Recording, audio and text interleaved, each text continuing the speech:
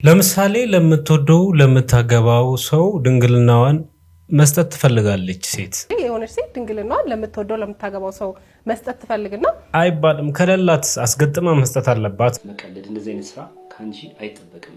አበሻ አምልጫለሁ የምን ውድድር ነው? አበሻ አምልጫለሁ የምን ውድድር ነው? ውድድር ሲያመነናል ያለው ወይ ማለት።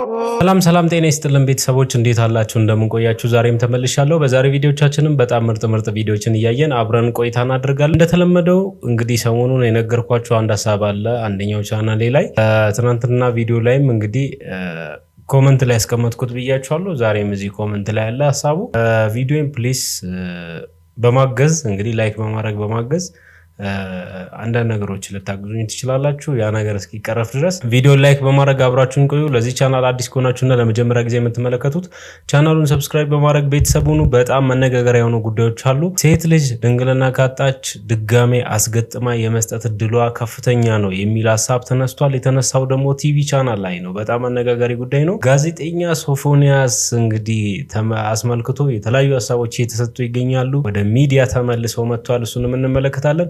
ሌሎች አስገራሚ ጉዳዮች እንመለከታለን። እስከ ቪዲዮ ፍጻሜ ድረስ አብራችሁን ቆዩ። የትም እንዳትሄዱ።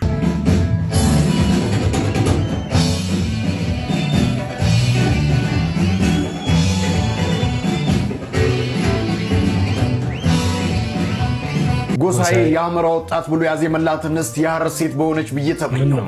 ምክንያቱም ሐረር በምሽት እንደ አማራ ኮረዳ ስለምታበራ ነው። ዲላን እንደተመኘው ሐረር በመገኘት በከዋክብት በደመቀው ምሽት ፍቅር የሆኑትን ጅቦች መግቧል።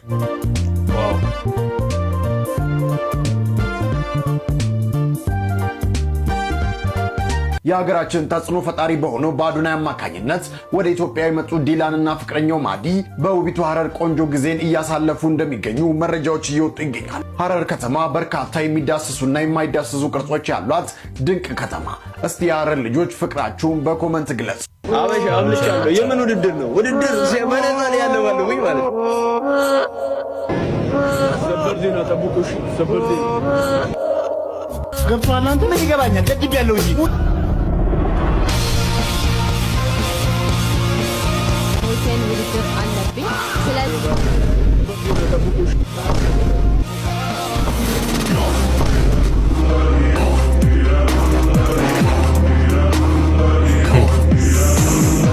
በሀገርና ስፖርት ላይ ክህደት ፈጽሟል፣ በኢንተርፖልም ቢሆን እናስመልሰዋለን በማለት ጌታቸው ስለ ሴዶ ተናግሯል። የማርሻል አርት ተወዳዳሪው ሴዶ ማርሻል ወደ አውሮፓ ቱርክ መኮብለሉና ለመመለስ የ70 ሚሊዮን ብር ቅድመ ሁኔታ ማስቀመጡን ተከትሎ የውድድሩ አዘጋጅ ጌታቸው መለሰ ጠንከር ያለ ምላሽን ሰጥቷል።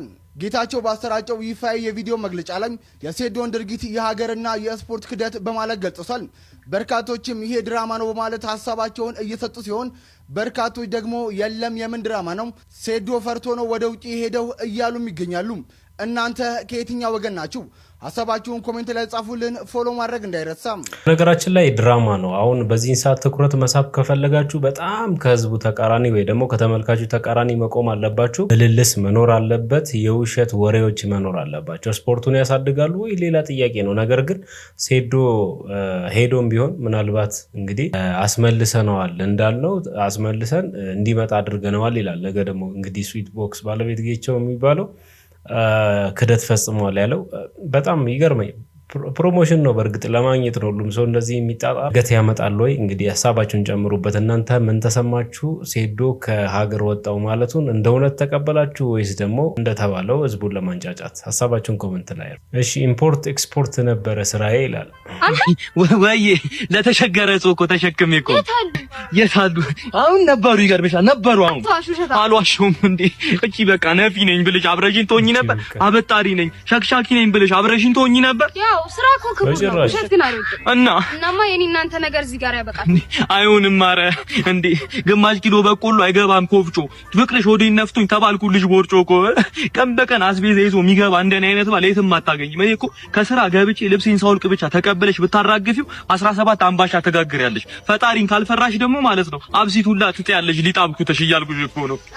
አይሆንም። ግን ያልተገነዘብሽው ነገር አለ። ተይ እድሜ ልክሽን ማኛ ስትጋግሪ መኖር አትፈልጊም ነው? ይኸውልሽ ህይወትሽን እኮ አስቤዛ በአስቤዛ እኮ ነው ማደርገው ልጅ አንቺ መሄድ መግዛት ሳይጠበቅብሽ እኔ ራሴ ገዝቼ ፈጭቼ ተሸክሜ አምጥቼ ላኑርሽ እያልኩሽ እኮ ነው እኔ ብፈልግም አይሆንም ለምን ውሸታም ነህ ማኛ ነው ብለ ጀሶፍ ታመጣስ ማረቆ ነው ብለ ሸክላ ታመጣስ ነቄ እኮ ነሽ አንቺ እስቲ በቴ ሁሉንም ተይውና እሺ ብለሽ አንድ ልጁ ለጅልኝ ከዛ በበቆሎ ገንፎ ለራስሽ እያልኩሽ ይኸውልሽ እንደ አተርክክ መቼም ማናከም እኔና አንቺ እንደ ምስር ህይወትሽን አቀለዋለሁ የተለቀመ ህይወት መሮር አትፈልጊም ነው እንዴ በቃ አልፈልግም አንተ ፈጪ አሁንም ፈጪ አንቺ ግን ዘንጭ እያልኩሽ ነው የዘንጋዶ አባት የቦሎቄው ጌታ ማንንም አልጠበቀም ባንቺ እንደምረታ እባክሽ እኔ እያለሁ ልብሽን ማንንም እንደ በሶ ቆሎ አይዝጋ ነው እያልኩሽ ነው አትጂ ኢያ ደበበ ለገሰ ሙለት ፈረሱለው በርበሬ አስፈጭቶ ጅጅጋ ገብቷል ተሸክሞሽ እሺ ሰርግ ቤት የማይጠፉ ሰየኔ ልጅ አገባልኝ እኔ እኮ ነኝ ያሳደጉት ነው ወገቤን ባምን ግንባሩ ነበር እንሰማው በእናታችሁ ምንድነው አንተ የደንብር ልጅ ነህ አይደል አሁን የደንብር አንበርብር ልጅ ነኝ አንተ መች ነው እንደሱ አግብተህ ወግ የምታሳየን አንተ ምስኪን እንደው ማዘር እንደዛ አይብሉኝ ቤት የሚሰለችኝ ጥያቄ ነው አረ ምን ማለት ነው እንዴ አረጀክ እኮ አንቶዲ ቢጎማን አንቶዲ ፋምቢግማን ቦሊ አንቶዲ ቢጎማን ጓደኛዬ ታንተ በጣም ደስ ብሎኛል እኔም ደስ ብሎኛል በእናትህ አንቶዲ ቢጎማን አንቶዲ ወይኔ ማዘር ገጮት እንዴ በጣም ይቅርታ ማዘር ወይ ያንበርብር ልጅ አረ አምር ቢያሰው ሰርግ ማድመቅ ስንቱ ሰርግ ላይ ተገናኘን አረ አግብተህ እንደው እኛም ወጋችንን እንየው እንብላ ይዘሩኝ በቃ አርሶ ካሉ በቃ እኔ ምንድን ነው በእናትህ አንተ አትረግረግ እባክህ እዚህ ጋር እኔ በየሰው ይኝሶይ ጥጆ ካልገደልኳቸው ለማን ነው እንትን ማን ያብላልኛ ማን ያብላል አረ ባተር ተመለስተን ተረጋጋ ወደገ ጎረቤቴ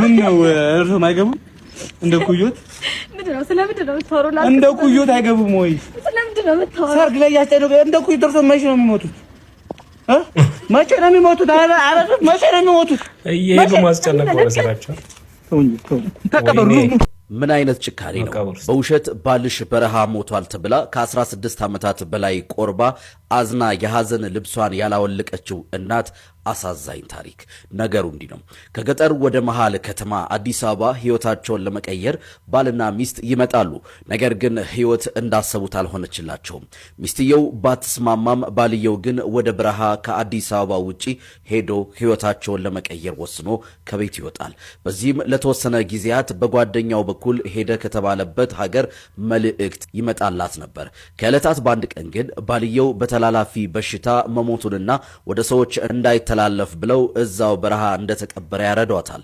ሚስትየውም እርጉዝ ነበረች በታሪኩ እንደሚሰማው ከሆነ ሚስትየው ህይወታቸውን ለመቀየር ብሎ በረሃ እንደቀረ ለ16 ዓመት ሙሉ ጥቁር ልብስ እንዳላወለቀች ጸጉሯንም እንደምትላጭና ቆርባም ቀሪ ዘመኗን እየገፋች ነበር ህይወትን ለማሸነፍና ልጃቸውን ለማሳደግ ያገኘችውን የጉልበት ስራም እንደምትሰራ ትናገራለች ነገር ግን ከዕለታት በአንድ ቀን ለምን የቢሮ ስራ አልሞክርም ብላ ልትቀጠር ማተሚያ ቤት ጀነራል ማናጀር ቢሮ ትገባና ያየችውን ማመን አቃታት ዴስክ ላይ ያለው ስም የልጇ አባት ለ16 ዓመታት የሐዘኗን ልብስ እንኳን ያላወለቀችለት የባለቤቷ ስም ነበር እርሷም ሳታቅማማ ማንነቱን ጠየቀችው እሱም አረጋገጠላት እርሷ ግን ጉስቁል ብላ ስለነበረች ሊያውቃት ቢቸገርም እሷ እግሩ ስር ወድቃ ይቅርታ እንዲያደርግላት መማጸኗን ጀመረች እኔኮ ዓለምነሽ ነኝ ባለቤትህ እኮ ነኝ የሆነ ኃጢያት ባልሰራ ሞቻለሁ ብለ ራስህን ደብቀ ይህን ያህል አትኖርም ነበር ከሙት በላይ ኃጢያት ሰርቼ ነው መሰለኝ ይቅር በለኝ ብላ ተማጸነችው እርሱ ግን አዲሱን ትዳሩን ስለምትበጠብጥበት ከቢሮ በፍጥነት እንድትወጣለት ያስጠነቅቃት ጀመር ሞታል ብሎ ያረዳት ጓደኛው ባለበት ሽጉጡን አውጥቶ እያስፈራራ ገፍትሮ ከቢሮ በዘበኛው እንድትወጣ አረጋት ተስፋ የቆረጠች እናት ራሷን ለማጥፋት ጊዜው ያለፈበት መድኃኒት ከሚጣልበት ቦታ ለቃቅማ የቤቷን በር ከውስጥ ቀርቅራ መድኃኒቱን ጠጥታ ስለነበረ በጊዜ ደረሰላት አልነበረምና በህይወት ብትተርፍም ለረጅም ጊዜ ግን በግሉኮስ ሆስፒታል ለመቆየት ተገደደች በመጨረሻም ከብዙ ዓመታት በፊት ጸበላቸውን ተጠምቃ ልጅ ይሰጣሉ ተብላ ሄዳ ተስላ ልጅ ወዳገኘችበት ገዳም ወደ ዝቋላ አቦ ገዳም ላትመለስ ገባች እማሆይ ሆነች በስለት የተገኘችው አባትሽ በረሃ ሞቶን የተቀበረው አባት የለሽም ተብላ እየተነገራት ያደገችውን ብቸኛዋን የስለት ልጇን ጥላ በስተመጨረሻ የክርስቶስ ሙሽራ ሆነች እስቲ ልጠይቃችሁ ይህ የክህደት መግለጫ ባልየውን በህግ ተጠያቂ እንዲሆን አያደርገውም ሐሳብ አስተያየታችሁን ጻፉልኝ። መልካም መጠየቅ ያለበት ሰው ነው። በጣም የሚገርም ታሪክ ነው እውነት ለመናገር።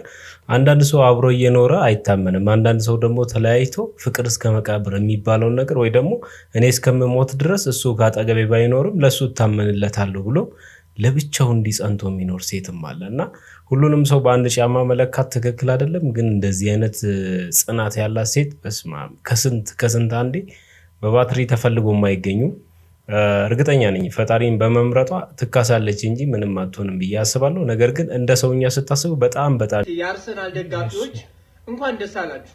22 ዓመት ሙሉ ጠብቃችሁ ዋንጫ በላችሁ። ስንት ደጋፊ ያለቀሰ ለምንድን ነው የማትረጋገው?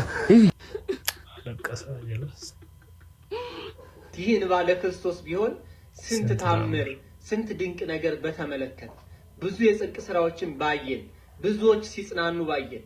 22 ዓመት የጠበቁትን ዋንጫ በለዋለሁ። የስ እውነት ግን በዋንጫው በላችሁ ወይስ በላችሁት? እመቤቴ ማርያም አገዘቻችሁ። አባቴ ከላይ ያሉት ሁለቱ የመጀመሪያዎቹ ልጆች እንግዲህ አንደኛው ሙስሊም እንደሆነ ነው። ሁለቱም ሙስሊም ናቸው በነገራችን ላይ። ይሄ ለጠቅላላ ዕውቀት እንዲሆኑት ነው። ክህነቶትን አከብራለሁ፣ የለበሱትን ልብስ አከብራለሁ፣ ሐሳቤን በትህትና ደርሶ እንዲደርሶት አድርጌ አስቀምጣለሁ ማለት ነው። የመጀመሪያውና መነሳት ያለበት ነገር እርሶ የማንቸስተር ዩናይትድንም ሆነ የአርሰናልን ኳስ እያወዳደሩ እዚህ ቦታ ላይ ተገኝተው እያነጻጸሩ ወጣቶች በሚሸማቀቁበት መንገድ ከክርስቶስ ጋራ እያስተሳሰሩ መናገር ግዴታዎት አይደለም፣ ኃላፊነቶትም አይደለም። ኳስ ማለት ዝሙት አይደለም። ኳስ ማለት ሌብነት አይደለም። ኳስ ማለት ምቀኝነት አይደለም። ኳስ ማለት ኃጢአት ነው ተብሎ የተቀመጠበት ቦታና ሁኔታ የለም። ዓለማዊ ነገር ነው። በዓለም እስካለን ድረስ ደግሞ አንዳንድ ነገሮች በዓለም ላይ ያሉ ሰዎች የሚያደርጉትን ነገር አድርገን እናልፋለን። ተጋነነ፣ ትክክል አይደለም፣ የተሰጠው ቦታ ማለት ያለባቸው ሰዎች ደግሞ እንደርሱ አይነት በክህነት ውስጥ ያሉ ሰዎች ሳይሆን እንደኔ አይነት አንድ ተራ ቲክቶከር፣ እንደኔ አይነት አንድ ተራ ምዕመን ቢናገር ምንም ማለት አይደለም። የእርሶ ግን ኃላፊነት እኔ እንደሚመስለኝ ወጣቱን በስነ ምግባር እንዲማር ስብከትን ማስተማር፣ ወንጌልን ማስተማር፣ ወደ ቤተክርስቲያን ማቅረብ እንጂ እያነጻጸሩ ጭራሽ ወደሚገፋ ጭራሽ ደግሞ እርሶን ለሰዳቢ ወደሚሰጥ ወጣቱን እል ውስጥ ማስገባት አይጠበቅም። ይሄ በጣም በቃ ስህተት ነው። ለኔ ትክክል አይደለም። ደግሞ ሃይማኖታቸውን ሳያውቁ እኮ ነው ቤተክርስቲያን ትፈልገዋለች። ይሄንን ወጣት ነው እንግዲህ ቤተክርስቲያን የሆነ ነገር ሲያስፈልጋት ደግሞ የምትጠራው። ስለዚህ ይሄንን ወጣት አትሊስት እንኳን ስንመክር መምከር ያለብን መንገድ በዚህ መንገድ አይደለም። እንደዚህ ማለት በቃ ቤተክርስቲያን ሲመጣ በነፃነት እንዲመጣ፣ ቤተክርስቲያን ሲመጣ ደስ ብሎት እንዲመጣ ጥሩ ስብከት መስበክ ሲገባውት እርሶ መተው እዚህ ውድድር አደረጉትና ሌሎች ሰዎችን ምላሽ መለሱለት፣ ሰደቡት፣ ዘለፉት። ይሄ አግባብ አይደለም። በልጁ ሽምግልና ላይ ለመጀመሪያ ጊዜ ከእስር ቤት በኋላ መታየት ችለዋል። እንግዲህ ያንን ክፉ ጓደኝነታቸውን ይበልጥ ያጠነከረላቸው ይመስላል። እንግዲህ አርቲስት ሰራዊት ፍቅሬ፣ ገረም ደጀኔ፣ ዳንኤል ተገኝና ሰለሞን ቦጋለ በሰለሞን ቦጋለ ልጅ የሽምግልና ስነስርዓት ላይ ታይተዋል። የሰለሞንንም ደስታ በጋራ ሲካፈሉ አይተናል ማለት ነው። ምናልባትም የክፉ ጊዜ ወዳጅ እውነተኛ ጓደኛ ነው የሚለውን አባባል እውነት የሚያደርጉልን ይመስላል። ለማንኛውም እናንተ እዚህ ላይ ምን ትላላችሁ? ሀሳባችሁን ኮሜንት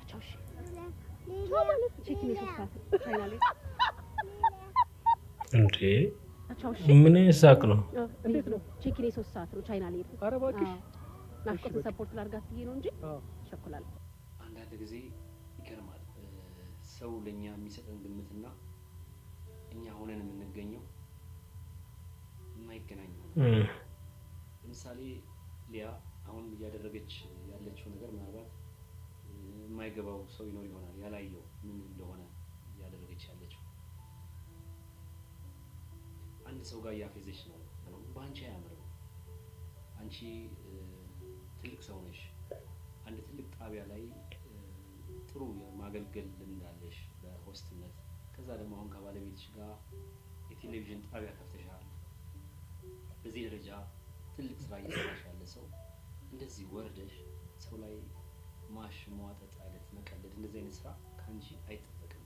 እንዲህ አይነት ስራ ምንም የማያውቁ ምንም ብዙ የማሰቢያ እንትናቸው ብቻ ይቅር ይስሩስ። ካንቺ ግን አይጠበቅም። ለምን ባልጠፋ ሀሳብ፣ ባልጠፋ ኮንቴንት፣ ባልጠፋ ብዙ ብዙ ነገር ይሄ ልጅ እኮ ትልቅ ተቋም አለው አይ ነው ያደረገው ድርጊት ደስ ላይ ይችላል ያ ነገር ደስ ላይ ይችላል ግን ትልቅ ስፖርት ተቋም አለው ነገ እንግዳሽ ሊሆን ይችላል ምናልባት እሱ ጂም ላይ ቤተሰብሽ ጓደኛሽ ምናምን ሊሰሩ ይችላሉ ነገ ፊት ለፊት ልትገናኝ ትችላለሽ ለምን እናስብ በፍጹም እኔ አሁን በዙሪያሽ ያለ ሰው ሆነ ወይ ባለቤትሽም ወይ ሰው ምናምን ሰው ሆነ በጣም ነው የምናደደው ካንቺ እንደዚህ ብዬ የሚነግሩሽ አሁን ናፍቆት ስቅ ነበር ያው ገብቷት ነው የምትስቀው አትነካከሩም አትመካከሩ ይሄ ነውር ነው ይሄ ከኛ ይጠበቅም ያዝናል ግድ የለም እንደ እድሜያችን እንደ እንትናችን እናስብ ካልሆነ ግን እንደ እድሜ ማሰብ ካልተቻለና እንደዚህ አይነት ነገር ለመስራት ምንም ግድ የማይለን ከሆነ አይምሮአችን ሰው የሚሰጠን ግምትና እኛ ያለን አመለካከት ለየቀል ነው ማለት ነው እኛ ታችነን ማለት ነው ስለዚህ ምናልባት እንደዛ ከሆነ የኔም ምክር የኔም ሐሳብ ድካም ነው ቀጣይ ደግሞ ብዙ እንጠብቃለን ተመሰለኝ በካንቺ ማለት ነው አዝናለሁ ሶስት ሰዓት ነው ቼኪን አንቺ ሰፖርት ላድርግሽ ብዬ ነው እንጂ ሌላ እሺ በቃ ቻይና እየሄድኩ ነው እሺ ከአንቺ ከሌላ ጋር ተጫወች እኔ ረፍድብኛል ቼኪን 3 ሰዓት ነው ቻይና እየሄድኩ ታዋቂዋ የቻናል 1 ቴሌቪዥን ጋዜጠኛ ሊያ ቻይና ሊሄድ ነው በማለት በቶሚ ፊትነስ ላይ ለመቀለድ ያደረገችው ሙከራ ሰፊ ትችት እያስተናገደ ነው። ሊያ በብዙሃኑ ዘንድ ትልቅ ክብር የሚሰጣት ጋዜጠኛና የቴሌቪዥን ፕሮግራም አቅራቢ ስትሆን ቶማስ ወይም ቶሚ ፊትነስም እንዲሁ በማህበረሰቡ ዘንድ ትልቅ ቦታ ያለው ሰው ነው። ይሁን እንጂ ሊያ የሰራችው ይሄው የፌዝ ቪዲዮ በብዙዎች ዘንድ ከተከበረች ጋዜጠኛ የማይጠበቅና የሰውን ክብር የሚነካ ስላቅ ነው በሚል ከፍተኛ ቅሬታን አስነስቷል። በአንጻሩ ደግሞ ጉዳዩን ቀለል አድርገው ያዩትና ተራ ቀልድ ነው የሚሉ ወገኖችም አሉ። ከትልቅና ከተከበረ ጋዜጠኛ እንዲህ አይነት የሰውን ስሜት የሚነካ ፌዝና ስላቅ ማድረግ ተገቢ ነው ወይስ ጉዳዩ ተራ የማህበራዊ ሚዲያ ቀልድ ነው? የእናንተን የቁም ነገር አስተያየት በኮሜንት አጋሩኝ። ቪዲዮውንም ሼር አድርጉት። ነገራችን ላይ አንዳንድ ጊዜ አንዳንድ ሰዎች ሐሳብ ያጥራቸውና እውቅናቸውን ብቻ እየመነዘሩ መብላት እየመነዘሩ መኖር የሚፈልጉ ሰዎች አሉና የሆነ ጊዜ ላይ በጣም ተጋግጦ እውቅናን ያምጡና ከዛ በኋላ እየመነዘሩ እሷንኑ መኖር ነው የሚፈልጉት። አሁን ይሄንን ያደረገችበት ምክንያት የሆነ የራሷ የሆነ ነገር ማይንድ ሴት አላት ወይ ደግሞ ከምን ተነስተሽ ነው እንደዚህ ልትይ ይቻልሽው ምናምን ቢባል ለመጥፎ ላይ ሆን ይችላል። ነገር ግን አንዳንዴ ቲቪ ቻናሎችና ዩቲዩቦችም በጣም ልዩነት የላቸውም በዚህ ዘመንና የብሮድካስት ባለስልጣን እኔ ቲቪዎችንም በዚህ ልክ አርጓቸዋል ብዬ አስባለሁ። አንዳንዴ ባህላችን ውስጥ ያልተለመዱ ነገሮች ሕክምና ሊደግፈው ይችላል። እንደውም ከዚህ ውጪ ሌላ የተናገሩት ነገር በጣም እኔን አስገርሞኛልና ስለ ድንግልና አንድን ዶክተር አቅርበው እያወሩ ነበርና ድንግልና አሁን አንዲት ሴት ለምትወደው ሰው መስጠት ትፈልግ ይሆናል እና ሳትሰጠው በስራ አጋጣሚ በምንም አጋጣሚ ድንግልናዋን ካጣች ድንግልናዋን አስመልሳ ከዛ መስጠት ትችላለች ማለት ነው ብሎ ሲያወሩ ሰማሁ። ከዛ ሊያ ተቀብላ ምን ትላለች? እንዴ ወንዶች ደስ ያሰኛቸዋል እንደዛማ ከሆነ ደጋግሞ ድንግል መሆን ነው እያለች ስታወራ ነበረ። ክፋቱ ምንድነው ልትሉ ትችላላችሁ፣ ግን በጣም እኔን ያስገርሞኛል። በዚህ ልክ እኔ እንጃ አላውቅምና እኔ ድንግል ነኝ ብትል አንዲት ሴት እስቲ ወንዶች እንግዲህ አርቲፊሻል ድንግልና ያያችሁ ካላችሁ ኮሜንት ላይ ጻፉት። ድንግልና ደግሞ በሌላም በጉልበት ስራ በሆነ ለመገንባት እሷን ለመጠበቅ በሚል ይሰራል ወይ ሲባል ሰምቻለሁ። ይሰራል ሲባል ሰምቻለሁ እና እውነት ነው ይሰራል። እንግዲህ ታዲያ ለምን እያደረጃ ጋር ደስ ይላችኋል እኮ ባሉ ደስ ይላችኋል ያን ነገር ማምጣት ሳትዋሹ ኮሜንት ታረጋላችሁ። ሰርግ እንደሄዳችሁ ከሰርግ ስትመለሱ ራይድ ጠርታችሁ ራይድ ውስጥ ቁጭ ብላችሁ አጠቃላይ ስለ ሰርጉ ማውራታችሁ አይቀርምና መጀመሪያ የምታስቀድሙት ስለምንድን ነው የሚለውን ትጽፉልኛላችሁ። ዛሬ የሰማሁት ታሪክ በተለይ የራይድ ሹፌሮች መኖራቸውን ሁሉ የምንረሳቸው ይመስለኛል። የምናወራው ወሬ ይታዘቡናል ይሰሙናል ብለን አናስብምና ዛሬ እንደው ምን እንዳሰብኩ ታውቃላችሁ? ምናልባት አሁን እንደወጣን ወይ ሙሽራው ምንድነው ይመስለው ደግሞ አጠቋቆሩ ደግሞ ትልቅ ሰው ነው ሙሽራዋስ ምን ያንቀለቅላታል ደግሞ የሰሩት ምግብ ባይጠሩንስ ምናምን ብለን እያወራን እንደው ሹፌሩ ዘመዳቸው ቢሆን ምናምን ብዬ አሰብኩኝ። ለዘላለሙ የምንቆራረጥ ይመስለኛል። እንደውችን ባህል ብናስቀራት አሪፍ ነው። ግን ደግሞ እንዝናናባት እስቲ ትንሽ። ሰርገኛ ሆኖ የማይታማ አይኖርም። ምክንያቱም ሰው ደስተኛ አይሆንም። አብዛኛው ሰው ሀበሻን ማስደሰትም ከባድ ስለሆነ መታማቱ አይቀርም። ግን እንደው በስሱ ደግሞ ልናማ የምንችላቸውን ነገሮች እስቲ እንጻፍና እንዝናና በኮሜንት። እቺ ወሬ ብዙ ጊዜ ሴቶች ጋር ነው። ወንዶች እንደዚህ ብዙም በጣም አሪፍ አምሮለታል። በቃ አለቀ። ወንድ ቀለል ዲቴይል ኢንች ቱ ኢንች ጸጉር ስታይል ቀለም ምናምን የሚያወሩት ብዙ ጊዜ እኔ ሴቶችን ነው የማየው። አሁን ያወራችሁ እህታችን ልምዷ ተነስታ ብታወራ ነው እንጂ እርግጠኛ ነኝ ያው ሰሞችን ብቻ ታዘባ አይመስልኝም። እሷም ከነሱ መካከል ትሆናለች። ሌላኛው መነጋገሪያ ጉዳይ እንግዲህ ጋዜጠኛ ሶፎንያስ ከዚህ ቀደም የተነሳበትን ጉዳይ ታስታውሳላችሁ። አሁን ግን ወደ ቤቴ ተመልሻለሁ ምናምን ብሎ ነገር አወራና መጨረሻ ላይ አትፍረድ ይፈረድባል ሀሳቦች ሚዲያ ላይ እንዳይነሱበት ወይ ደግሞ ወደ ሚዲያ ከመምጣቱ ጋር ተያይዞ ሀሳቦች እንደሚመጡበት አውቆ ነው። ከዚህ ጋር ተያይዞ አንዳንድ ሰዎች ሀሳብ እያነሱ ይገኛሉ። በኮመንትም በቪዲዮ ህግ መጠየቅ የለበትም ወይ ከዚህ በኋላ በምን እርግጠኛ እንሆናለን እና ሌሎች ጥያቄዎች እየተነሱበት ይገኛሉ።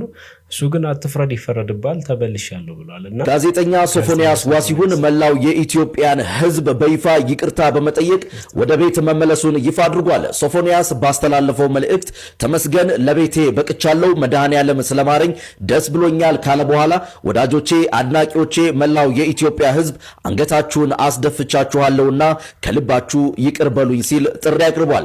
ሶፎንያስ አክሎም እንደ እግዚአብሔር ፈቃድ በቅርቡ በሰፊው መድረክ ኑዛዜን ትሰማላችሁ፣ ብዙ የምናገረው አለኝ በማለት በቅርቡ ትልቅ ሚስጥር ይፋ እንደሚያደርግ የገለጸ ሲሆን መልእክቱንም አትፍረድ ይፈረድብሃል በሚል ከባድ ማሳሰቢያ በዚህ መልኩ ደምድሟል።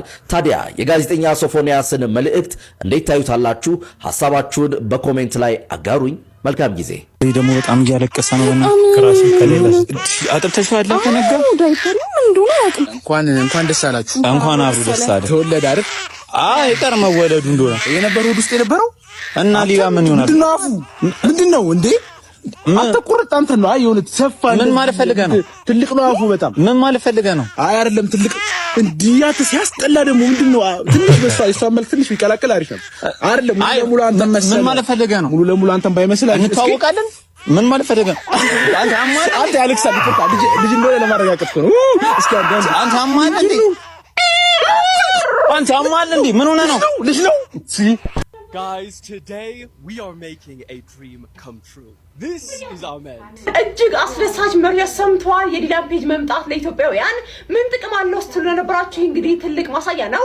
ታዲያ ዲላን ፔጅ እንዳለው ኮንፈረንስ ለዚህ ኢትዮጵያዊ ታዳጊ እግር ኳስ ላይ ጎበዝ እንደሆነ ገልጾም በገዛ ፔጁ ላይ ማለት ነው የትኛውም በእንግሊዝ ፕሪሚየር ሊግ ውስጥ ያላችሁ ቲሞች ለአሜን እድሉን ስጡት፣ እኔም ሙሉ ወጪውን ሸፍኜ ለፕሌንም እንዲሁም ደግሞ ሌሎች ማንኛውም ወጪዎቹን እኔ እችላለሁ፣ እባካችሁ ለዚህ ኢትዮጵያዊ ታዳጊ እድሉን ስጡ ሲልም እንግዲህ ትልቅ መልእክትም በራሱ ፔጅ ላይ አስተላልፏል ማለት ነው። እንግዲህ ለኢትዮጵያዊ ወጣት እጅግ ደስ የሚልና ትልቅ እድል ነው።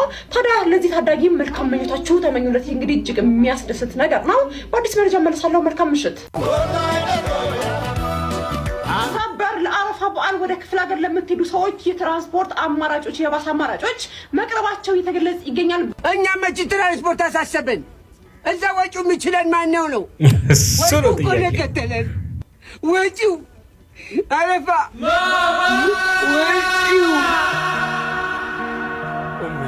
ሙስሊሞች በዚህ አጋጣሚ እንኳን አደረሳችሁ። በዓሉ እንዴት እያለፈ ነው? አሪፍ እንደሆነ ተስፋ አድርጋለሁ። ለቀጣይ ዓመትም በሰላም ያደርሳችሁ። የዛሬ ቪዲዮቻችን እነዚህን ይመስሉ ነበረ። ዘናፍታ እንዳላችሁበት ቁም ነገሮች እንደተመለከታችሁበትም ተስፋ አድርጋለሁ። ሀሳብ አስተያየቶቻችሁን ኮመንት ላይ አድርጉ።